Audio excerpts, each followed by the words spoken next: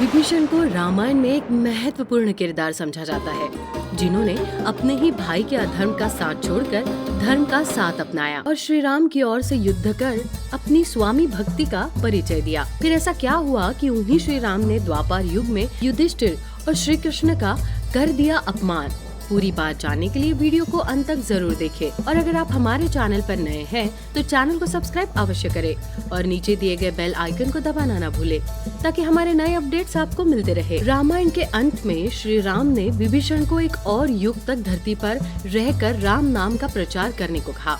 विभीषण इसी कारण से पूरे द्वापर युग में धरती में मौजूद रहे। जब पांडवों और कौरवों के बीच राज्य का बंटवारा हुआ तो पांडवों के हिस्से में निर्जन खांडव प्रस्थ आया, पर मय दानव की सहायता से पांडवों ने उस निर्जन स्थान पर एक विशाल राज्य का निर्माण करवाया और एक आलीशान महल खड़ा किया। इंद्रप्रस्थ के बसने के बाद युधिष्ठिर ने वहां राजसूय यज्ञ का आयोजन कराने का फैसला किया। राजसूय यज्ञ के लिए दुनिया भर के सभी महान राजाओं को वहां बुलाया गया। इसी फहरिस्त में लंका से राजा विभीषण को बुलाया गया।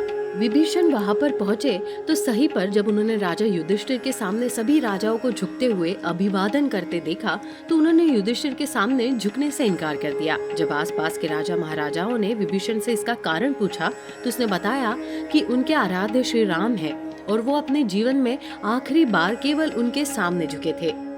उसके बाद श्री राम के बराबर उनको कोई भी नहीं देखा। श्री राम के सामने झुकने के बाद अब वो उससे नीचे किसी इंसान के सामने नहीं झुक सकते।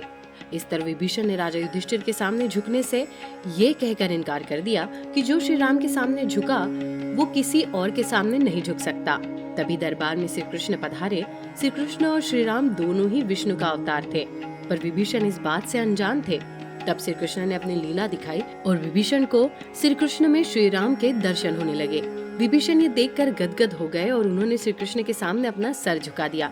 विभीषण ने श्री कृष्ण की स्तुति की और उनके चरण छूकर आशीर्वाद मांगा।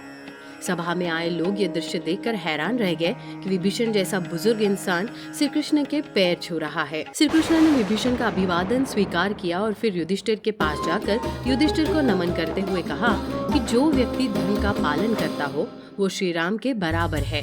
श्री कृष्ण की बात सुनकर विभीषण को एहसास हुआ कि श्री कृष्ण उन्हें ये सीख देना चाहते हैं कि जहाँ धर्म और पुण्य हो वहाँ ईश्वर को भी झुकना पड़ता है। विभीषण ने इसे ही श्री राम का हुक्म मानते हुए युधिष्ठिर को प्रणाम किया। इस तरह श्री कृष्ण ने न केवल विभीषण को अपने होने का एहसास कराया बल्कि उनके अहंकार को तोड़कर उन्हें दयालु और संयमी बनाया। सभा में सभी लोगों ने श्री कृष्ण और युधिष्ठिर के नाम की जय जयकार किया।